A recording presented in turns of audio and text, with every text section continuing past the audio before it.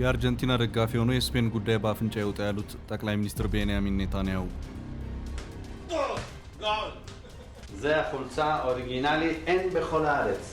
በስፔን ደስተኛ አይደለውም ያሉት ትራምፕና የዋንጫው ድራማ እስከ ኔቶ ፖለቲካ I'm very unhappy with Spain. They're the only country that didn't raise up their number to 5%. Every other country in NATO raised up to 5%. ከቦታ ያልነቃንቅም በማለት ትራምፕ በርካቶችን ጉዳይ ያስባሉበትን የዓለም ዋንጫ ክስተት እንመለከታለን። የእስራኤሉ ጠቅላይ ሚኒስትር ቤንያሚን ኔታንያሁ በዚሁ የዓለም ዋንጫ ጉዳይ ከስፔን በተቃራኒ በመሆን የአርጀንቲና ደጋፊ ሆነው ብቅ ብለውም ታይተዋል። ይህ እንዲሁ የሆነ አይደለም። ከጀርባው ብዙ ምክንያቶች አሉት። ያም ሆኖ በመጨረሻም የዓለም ዋንጫ ፍጻሜውን አግኝቷል። በአሜሪካ፣ ካናዳና ሜክሲኮ ጥምር አዘጋጅነት ሲካሄድ የከረመው የዓለም ዋንጫ ሁሉንም ተሳታፊ ሀገራት አሰናብቶ በመጨረሻም አርጀንቲናንና የቀድሞ ቅኝ ገዢዋን ስፔንን በማፋጠጥ ሻምፒዮንነቱን ለስፔን ሰጥቷል። ፕሬዚዳንት ዶናልድ ትራምፕ በፍጻሜው ጨዋታ ወደ ኒው ጀርዚ አቅንተው የጨዋታው ስታዲየም በመገኘት ውድድሩን ታድመዋል። ትራምፕ ከዚህም ባለፈ ከፊፋ ፕሬዚዳንት ጂያኒ ኢንፋንቲኖ ጋር በመሆን ዋንጫውን ለ23ኛ ዓለም ዋንጫ ሻምፒዮን ስፔን ለማስረከብም በጋራ ይዘው ወደ ሴሬሞኒ ቦታ አምርተዋል። በዚህ ወቅት ግን ሁለት እንግዳ ነገሮች ተከሰቱ።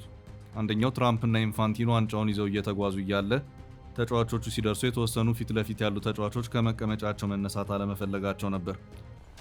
ከዚህ ባለፈም የመጨረሻው የድል ብስራት ሊከበርና ርችትም ሊተኮስ ዝግጁ በሆነበት ወቅት ፌሽታውን እንዲያጣጥሙ የሚደረገው ዋንጫውን የወሰዱት ተጫዋቾች ብቻ ነው። ያ ሰዓት ለሻምፒዮኖቹ ተጫዋቾች ብቻ የተፈቀደ የመጨረሻ ወሳኝ ሰዓት ነው። በዚያ ቦታ ማንም አይገኝም። ታሪካዊ ሰዓት ነው። ሆኖም ዋንጫው ከፊፋ ፕሬዝዳንት ጂያኒ ኢንፋንቲኖ ጋር በመሆን ለሻምፒዮኖቹ ስፔኖች ያስረከቡት ፕሬዝዳንት ዶናልድ ትራምፕ ግን ከቦታው ንቅንቅ ማለት አልፈለጉም። የትራምፕ ሁኔታ በርካቶችን ግራ አጋባ። ሰውየው ምን ነካቸውም የሚያስብል ሆነ።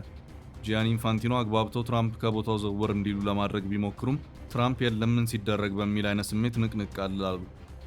ትራምፕ ባልተጫወቱት ኳስና ከፊፋ አሰራር ውጭ በሆነ ሂደት ከተጫዋቾች ጋር አብረው ዋንጫ ማንሳት የፈለጉ ሆነው ታይተዋል።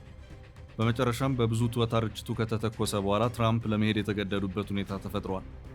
በዚሁ የትራምፕ ሁኔታ በርካቶች ተገርመው በበርካታ የማህበራዊ ትስስር ገጾች በሰፊው መነጋገሪያ ሆኖም ታይቷል። ከትራምፕ አስገራሚ ፋውል ባለፈም የስፔን ለዋንጫው መቅረብ እንደተጠበቀ ሆኖ አገሪቱ በእስራኤልና አሜሪካ ጥርስ ውስጥ የገባች መሆኗንም ነገሩን የፖለቲካ መልክ እንዲይዝ ያደረገው ሆኖ ታይቷል። በተለይ ደግሞ ትራምፕ ዋንጫ ይዘው ወደ መጨረሻው ፌሽታ መድረክ ሲያመሩ አንዳንድ ተጫዋቾች ከተቀመጡበት መነሳት አለመፈለጋቸው ነገሩ በብዙ መልኩ እንዲተነተን እያደረገው ይገኛል። ቃል ገብተን በጊዜው አስረክበናል። ከአንድ ዓመት ከ5 ወር በፊት በጀሞ አንድ ላይ የተጀመረው የዳኮርድ ሪል ስቴት ፕሮጀክት ዛሬ ባለቤቶቹ ቁልፋቸውን እየተረከቡ ነው። ዳኮርድ ሪል ስቴት ቤት ብቻ አይገነባም፣ እምነትንም ይገነባል። አሁንም በጀሞ አንድ ሳይታችን ላይ ባለ 1 መኝታ 80 ካሬ እና ባለ 2 መኝታ 118 ካሬ አፓርታማዎች በልዩ ዕድል ቀርበዋል። ከ678 ሺህ ብር ቅድመ ክፍያ ጀምሮ እስከ 1.25 ሚሊዮን ብር የሚደርስ ቅናሽ፣ 70/30 የባንክ ብድር አማራጭ። ዛሬ ወስኑ፣ የነገውን ምቹ ህይወት ያረጋግጡ። 0911 057674 0926 930578 ዳኮርድ ሪል ስቴት በልዩነት የተገነባ። ስፔን አርጀንቲናን 1-0 በሆነ ውጤት በማሸነፍ በአሜሪካ፣ ካናዳ እና ሜክሲኮ በጋራ አስተናጋጅነት ሲካሄድ የቆየው የ2026 የዓለም ዋንጫ ሻምፒዮን ከመሆኗ ባሻገር የፖለቲካ መልክን ይዞ በውስጥ ብዙ ጉዳዮች እንዲያካትት ያደረጉት አሉ። ከኢራን ጦርነትና ኔቶ ጋር በተያያዘ አሜሪካና ስፔን እንዲሁም እስራኤልና ስፔን የዲፕሎማሲ ጸብ ውስጥ ናቸው። ከዚሁ ጋር በተያያዘም ፕሬዚዳንት ዶናልድ ትራምፕ ስፔንን ደጋግመው አጣጥለዋል። የትራምፕና ስፔን አለመግባባት በሶስት አቅጣጫ የሚታይ ነው። አንደኛው በኢራኑ ጦርነት ወቅት ስፔን ለአሜሪካ አውሮፕላኖች የአየር ክልሏን ለመፍቀድ አልፈለገችም፣ የባህር ክልሏንም ዘግታለች የሚል ነው። በዚህ ጉዳይ ከጣሊያን ጋርም የተፈጠሩ አለመግባባቶች አሉ። ትራምፕ በጣሊያንም ቂም የቋጠሩ መሆኑን ሲናገሩ ተደምጠዋል። ሁለተኛው ትራምፕ ስፔን ላይ ቂም እንዲቋጠሩ ያደረጋቸው ጉዳይ በሰሜን አትላንቲክ ጦር ቃል ኪዳን ኔቶ የሀገራት መዋጮ ላይ ስፔን ተገቢውን መዋጮ እያደረገች አይደለም በማለት ደግሞና ደጋግመው ክሳቸውን ማሰማታቸው ነው። በአንድ ወቅት ጋዜጣዊ መግለጫውም እኔ ፈጽሞ በስፔን ደስተኛ አይደለሁም፣ ማዋጣት የሚገባቸውን ገንዘብ እያዋጡ አይደለም በማለት ሲናገሩ ተደምጠዋል። I'm very unhappy with Spain. They're the only country that didn't raise up their number to 5%. በዚህም ስፔን ክፉኛ ተቆጥታለች።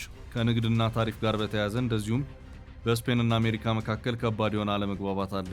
ይህ ብቻ አይደለም። ስፔን ከጋዛና ፍልስጤማውያን ጋር በተያያዘ ደጋግማ እስራኤልን ማውገዟና ሌሎች የአውሮፓ ሀገራትን ማስተባበሯ ለትራምፕም ለኔታንያሁም የሚመች አልሆነ።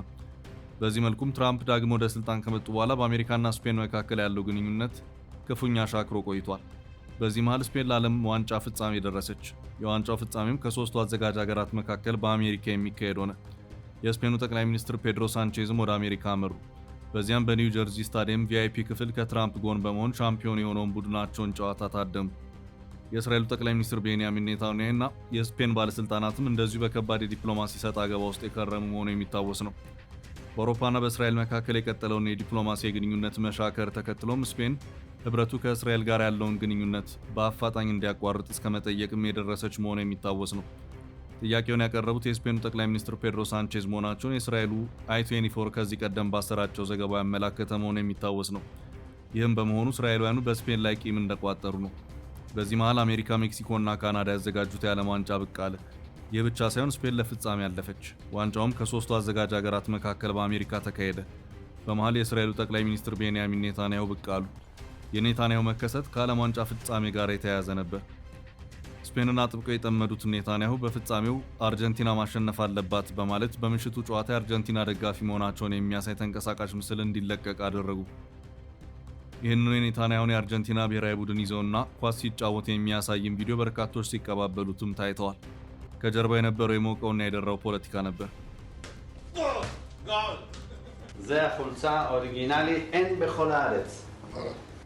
ስፔን ከፍልስጤም ጋር በተያያዘ እስራኤልን አጥብቃ በመኮነንና በመሞገት ትታወቃለች። ስፔን አውሮፓዊት ሀገር ናት። ይህ አይነቱ አካሄድ ብዙም በአውሮፓውያኑ የሚታይ አይደለም። በእርግጥ አሁን ባለው ሁኔታ በአውሮፓ ህብረትና በእስራኤል መካከል የግንኙነት መሻከሮች እየታዩ ነው።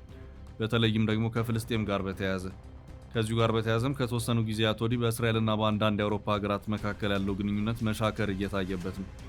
ምክንያቱ ደግሞ እስራኤል በጋዛና በሊባኖስ እየወሰደቻቸው ካሉት ወታደራዊ እርምጃዎች ጋር የተያያዙ ሆነው ይታያሉ። ጣሊያን በቅርቡ ከእስራኤል ጋር የነበራትን ወታደራዊ ትብብር ግንኙነት ያቋረጠች መሆኗ አይዘነጋም። ፈረንሳይ ባለፈው መስከረም ወር በተባበሩት መንግስታት ጠቅላላ ጉባኤ ላይ ለፍልስጤም ሀገራዊ እውቅናን በመስጠቷ ከእስራኤል ጋር ያላት ግንኙነት ሻክሯል። በተለይ ደግሞ ስፔን ከአሜሪካም ሆነ ከእስራኤል ጋር ባሏት ግንኙነቶች በመሻከሩ ፊቷን ወደ ቻይና አዙራለች።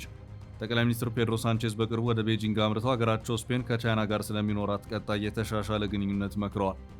እነዚህ የስፔን ወጣ ያሉ አካሄዶች ለእስራኤልም ለአሜሪካም የሚመቹ አልሆኑም። እናም ሁለቱም ሀገራት ስፔንን በዲፕሎማሲ በትር ሲደበድቧት ከርመዋል።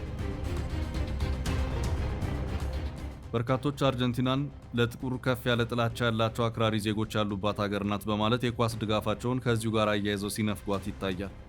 ሌሎች ኳስና ፖለቲካ ምን አገናኙ? ጥሩ ለተጫወተ ድጋፋችንን እንሰጣለን በማለት ለአርጀንቲናና ሜሲ ፍቅራቸውን ሲገልጹ ይታያል። በነገራችን ላይ አርጀንቲና በስፔን ለ300 ዓመታት ያህል በቅኝ የተገዛች ሀገር ናት። የአገሪቱ ዜጎች የዘር ግንድም የሚመዘዘው ከስፔን ነው። ትራምፕ ከፖለቲካ ጉዳዮች ጋር በተያያዘ ልክ እንደ ጠቅላይ ሚኒስትር ቤንያሚን ኔታንያሁ ድጋፋቸው ለአርጀንቲና ነበር ተብሎ ተገምቷል።